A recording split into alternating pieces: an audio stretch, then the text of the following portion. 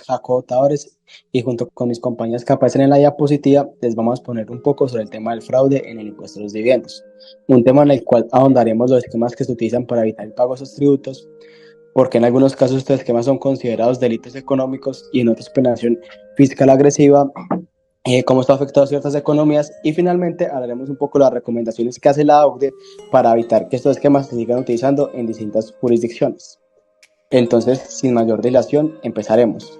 Y lo primero que mencionaré es los dos esquemas de los cuales hablaremos, los cuales según el Parlamento Europeo han sido los de mayor fraude fiscal en los últimos años, generando un hueco en los distintos estados de más de 140.000 millones de euros. Esos son los esquemas Cum-Ex y Cum-Cum. Pero básicamente, ¿qué son?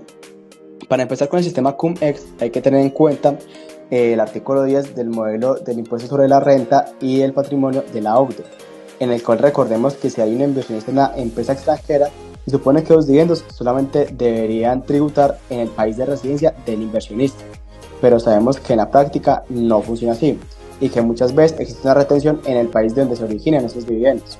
Entonces, con base en esto se creó el sistema Cum-Ex, donde existe un inversionista que tiene unas acciones de una empresa extranjera y en los cuales en una fecha llamada fecha X, en la cual ya se decretaron dividendos pero todavía no se han pagado, le transfiere mediante un intermediario esas acciones a un inversionista C. Y entonces el día del pago, el inversionista pide el pago de esos dividendos y adicional pide el reembolso por lo que le retuvieron en el país de origen, porque no está obligado a declarar ahí.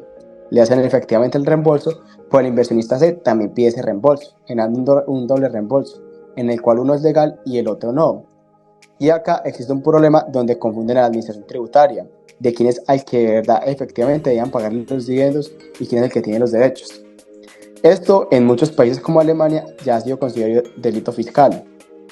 Mientras que por otro lado, el sistema Cum-Cum, que es muy parecido al sistema Cum-Ex, pero tiene una diferencia sustancial, y es que acá existe un inversionista A, el cual también le transfiere o le cede sus acciones a un inversionista B. Pero este es residente en una jurisdicción no cooperante de baja o nula imposición, haciendo que inicialmente lo que hayan pagado los dividendos, si se le dan al inversionista A, no se paguen o se paguen muy poco al inversionista B.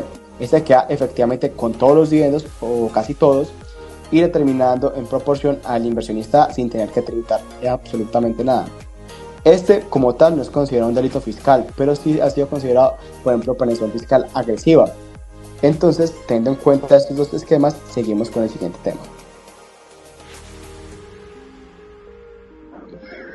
Detección de arbitraje de dividendos.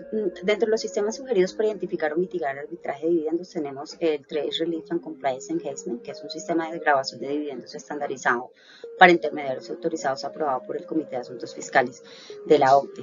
Este sistema mitiga eficazmente el riesgo de duplicación de las solicitudes de reembolso asociadas a las transacciones Cum-Ex que nos explicó Jacobo. ¿Cómo lo hace? Pues la desgravación en origen como principal método de desgravación permite reducir el número de devoluciones, la normalización de los requisitos de la información electrónica que permite a las administraciones tributarias conciliar los pagos de los dividendos a lo largo de toda la cadena de custodia, y los requisitos exhaustivos de diligencia previa, disposiciones y responsabilidad estricta aplicables a los intermediarios autorizados que implementa. Vale acotar que este sistema de Trace guarda estrecho parecido con otros sistemas como el de IRS de Estados Unidos, el CRS, y está en una estrecha analogía con FATCA también. La detección de línea de tiempo en el arbitraje de dividendos implica el análisis de las transacciones y los eventos para identificar posibles patrones o prácticas que puedan ser indicativos de estrategias de optimización fiscal o actividades sospechosas. Esto es necesario comprenderlo ya que la mayoría de todos los actos pueden parecer actos legales siempre que forman parte de transacciones financieras regulares. Sin embargo, si estos actos tienen lugar en un orden determinado y los beneficiarios finales conservan su interés económico en las acciones y son recurrentes siempre en las mismas fechas, sin regularidad en el resto del año, puede resultar que están siendo perpetuados arbitrajes de dividendos. La detección de los dividendos puede ser activa, puede ser pasiva. La activa está relacionada con la detección en conjunto con todas las autoridades fiscales y entes regulatorios, y pues existen ciertos indicadores que permiten ver que se puedan estar disparando esas actividades dentro de las cuales están, que hayan incrementos significativos en la fecha, en negociaciones de acciones en fecha ex dividendo, que hayan incrementos significativos de volumen de siniestros de mercado liquidados por los custodios, que hayan operaciones o utilización de pactos de recompra repo, utilización de estrategias long short con acciones y derivados, que se observen que hay uso de cuentas de negociación de acciones que solo están activas alrededor de la fecha de ex dividendo y que el resto del año no se utilizaron. Dentro de las pasivas tenemos indicios que la autoridad tributaria puede tener al revisar las declaraciones tributarias, al ver que hay consultas tributarias respecto a normatividad relacionada con operaciones con el extranjero y pues los intercambios de información con las entidades financieras. Seguimos con el siguiente tema. Muchas gracias. Evaluación y actualización de los marcos existentes. Como hemos visto, son graves las consecuencias que trae para los países el arbitraje de dividendos. Entre los más importantes, la pérdida de ingresos de los gobiernos, desventajas de mercado y desventajas competitivas, y el perjuicio que esto trae a las administraciones tributarias y financieras. Con la experiencia europea, la OCDE ha hecho una revisión y ha establecido 3 puntos a implementar para combatir este tipo de fraude.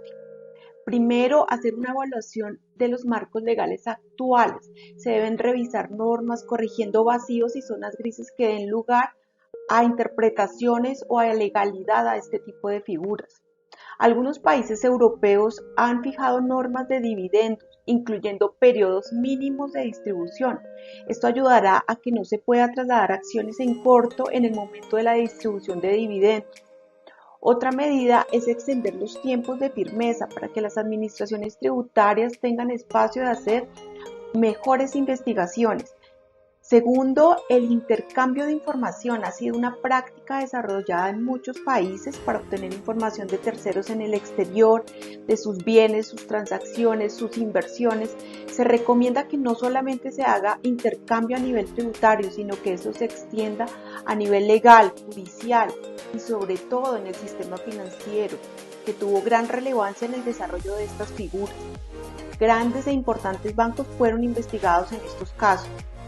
Por último, acuerdos de cooperaciones internos en los países, creando centros de inteligencia especializados, equipos de investigación y capacitando a los funcionarios del gobierno para que estén a la vanguardia de este tipo de figuras bursátiles, de los instrumentos financieros y cómo funcionan, y también estrategias de comunicación hacia los contribuyentes que les den a conocer que estas figuras son fraudulentas, se deben evitar, y las consecuencias judiciales que puede tener para así crear conciencia ciudadana.